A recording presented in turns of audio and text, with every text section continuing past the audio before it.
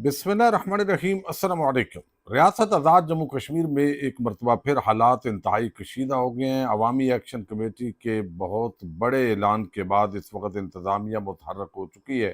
तफसीलात आपके सामने रखनी है। दूसरी तरफ मौलाना फजल रहमान और PTI के माबैन क्या कोई इत्तेहाद बनने जा रहा है, इस पे भी बात करेंगे। और इसके साथ ही अब रियासत लोगों के घरों में घुसने जा रही है। डाकिये ने आज एक बड़ा आम पैगाम कौम के सामने रखा है।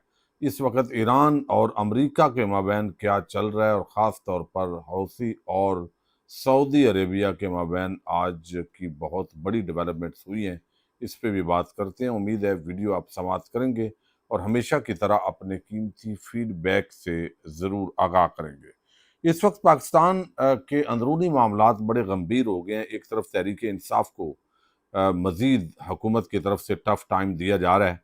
5 अगस्त को जो एक बड़े जलसे के हवाले से बात हो रही है, पेशावर के अंदर ये जलसा होगा और पंजाब से भी वही शिरकत की जाएगी। पंजाब की तंजीमात इस वक्त एहतजाज करने की पोजीशन के अंदर नज़र नहीं आ रही, चूँकि हुकूमत का बड़ा दबाव है। लेकिन वहाँ पे जो ऐलान है वो एक लॉन्ग मार्च का ऐलान होने जा रहा है। इस वजह से अब ये सारी चीज़ों को देखते हुए हम देख रहे हैं कि मामलात अब सख्ती की तरफ जा रहे हैं। यानी हुकूमत अब बाकायदा तौर पर बाज़ लोगों की गिरफ्तारी करने की कोशिश कर रही है। बाज़ छापे पड़े हैं, मज़ीद लोगों को गिरफ्तार किया जाएगा।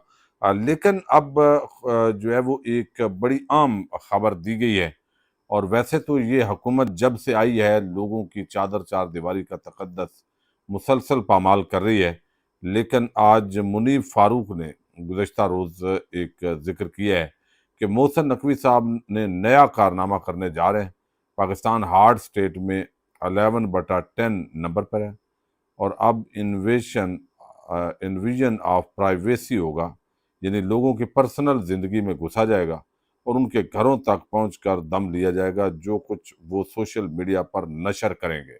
यानी एक तरफ आप देख लें कि आलमी इदारे पाकिस्तान की क्या रैंकिंग दे रहे हैं, तनकीद कर रहे हैं इस वक्त ह्यूमन राइट्स वायोलेशन की, आज़ादी इजहार राय की।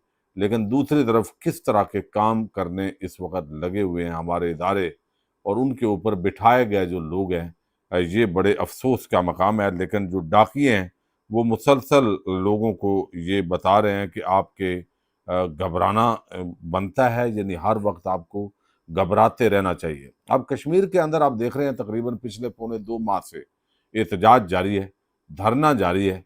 अब शुरू के अंदर इसके अंदर बड़ी मीडिया पे बात हुई, सोशल मीडिया पर ख़ास तौर पर। अब इतने ज़्यादा गंभीर मसाइल हैं कि अवामी एक्शन कमेटी के इस धरने पे बात नहीं हो रही, बल्कि कौमी टेलीविज़न चैनल्स के ज़रिए बिलावल ज़रदारी और शहबाज शरीफ उनके जो जलसियाँ हुई हैं उनको कवरेज ज़्यादा मिल रही है। अब एक तो इंतखाबात होने जा रहे हैं और कल यानी जो है वो परसों 26 तारीख को बाकायदा तौर पर जो है, यानी कल 26 तारीख है, तो लॉन्ग मार्च का ऐलान कर दिया गया है अवामी एक्शन कमेटी की तरफ से। अब इसके अंदर जो है वो हुकूमत की तरफ से एक बड़े ऑपरेशन का ख़तरा पैदा हो चुका है। यानी मुमकिन है जिस तरह रात को इतलात आई हैं जो इंतहाई अफसोसनाक है, और अब बताया ये गया है अवामी एक्शन कमेटी की तरफ से कि कल 26 जुलाई को यानी मीरपुर डिवीज़न से लॉन्ग मार्च का आगाज़ होगा। काफिला रावलाकोट धरने में पहुंचेंगे और 27 जुलाई को बाद अज नमाज ज़ोर मुजफ्फराबाद की तरफ लॉन्ग मार्च किया जाएगा। बाकी भी जो नीलम वैली और बाकी जगह हैं उनको भी हदायत दे दी गई हैं। तो अब एक तरफ जो है वो ये मामलात हैं, दूसरी तरफ इंतखाबात हो रहे हैं। इस दौरान जो इंतज़ामिया है ये उसके लिए एक बड़ा चैलेंज होगा, और यही वजह है कि इस वक्त मुकम्मल तौर पर कश्मीर के अंदर जो इंतज़ामिया है वो मुतहर्रक है। ख़ास तौर पर पुलिस फोर्स, FC और दीगर जो फोर्सेस गई हैं, वो रेंजर समेत वो मुतहरक लग रहे हैं। अब समर आवाज़ साहब एक एंकर हैं, आपको इल्म है, टेलीविज़न चैनल पर, कश्मीर से उनका ताल्लुक है, और वो कहते हैं कि लगता है आज़ाद कश्मीर में इंतखाबी और एहतजाजी सूरत हाल का फैसला कुन मोड़ आ गया है। या तो वो मुज़ाकरात जिनमें एक अदद नुक्ते पर इख्तलाफ रह गया था हल होगा, या अब ताकत का भरपूर इस्तेमाल होगा। ये एहतजाजी काल इलेक्शन के इनेकाद बिलखसूस टर्न आउट पर बुरी तरह असरअंदाज हो सकती है। उम्मीद है कि दोनों जानब हिकमत से मसले का हल निकालने की तरजीह दी जाएगी। جس میں انسانی جانوں کے ساتھ کشمیریوں کے پاکستان سے رشتے کا جو تقدس ہے اس کو پامال نہیں کیا جائے گا۔ اب بات یہ ہے کہ ایک طرف احتجاج ہو رہا ہے، پھر اگر ٹرن اوور کم ہو تو اس سے بھی اس حکومت اور رجیم کو کوئی فرق نہیں پڑتا۔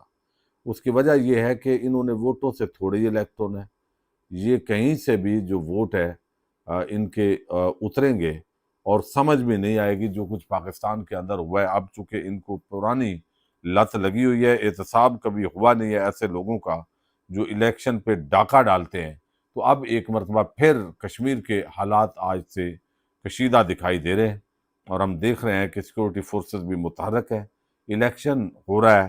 اب الیکشن والے دن ایک لانگ مارچ کی جو کال ہے اس کو اس اسپیکٹ میں لیا جا رہا ہے کہ زیادہ ووٹ کاسٹ نہ ہو، تو وہ میں بتا چکا ہوں کہ اس کا کوئی بھی اثر جو ہے وہ ہوتا دکھائی نہیں دے رہا۔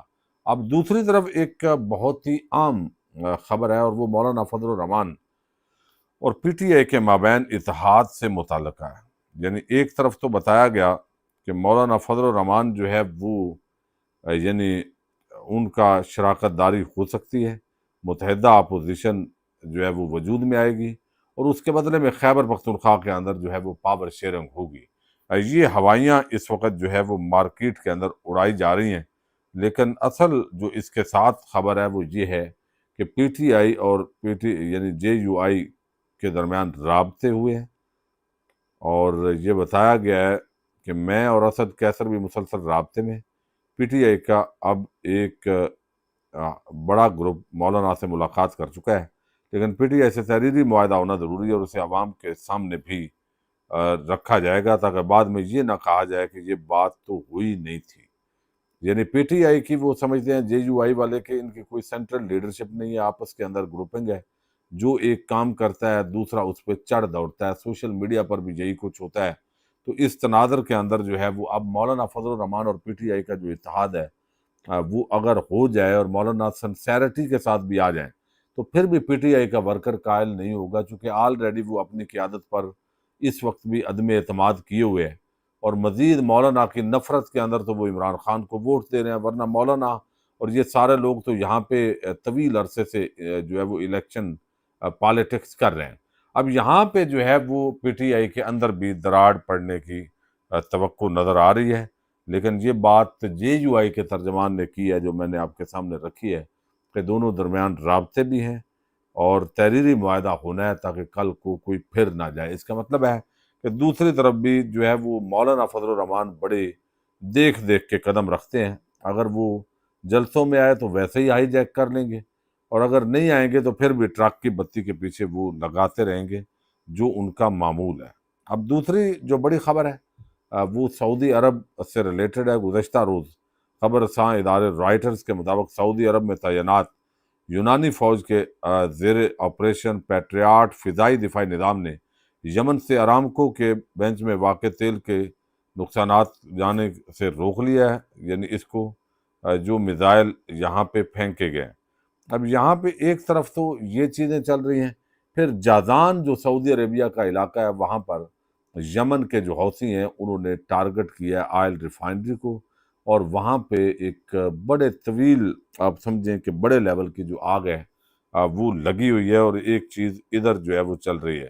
اچھا، دوسری طرف جو ہے وہ اس وقت ایک سٹیٹمنٹ بہت جو ہے وہ وائرل ہے، جو عباس اراکچی جو اس وقت وزیر خارجہ ہیں ان کی، اور ان کی طرف سے بتایا جا رہا ہے کہ ہم مکمل طور پر جو ہے وہ تیار بھی ہیں، ہم جذبے سے لڑیں گے بھی، امریکہ کو واپس بھی نہیں پلٹنے دیں گے، لیکن کچھ خدشات ہیں پاکستان کے حوالے سے جو ان کو نظر آ رہے ہیں کہ پاکستان جو ہے وہ یعنی اس کا ذکر بعض لوگوں نے اپنے طور پر کیا ہے، لیکن حکومت جو ایران کی ہے اس نے کسی قسم کا احتجاج پاکستان کے حوالے سے نہیں کیا، بلکہ پاکستان کو اپریشیٹ کیا ہے، اور اب بھی کہا ہے کہ جو ثالث ہے وہ اسلام آباد نے بڑا عام رول پلے کیا ہے، لیکن ٹرمپ چونکہ جس طرح ایک متضاد شخصیت ہے تو وہ کچھ بھی کر سکتا ہے، تو ایسے بندے سے گفتگو کرنے کا کوئی فائدہ وہ کہتے ہیں کہ ہمیں نہیں ہے۔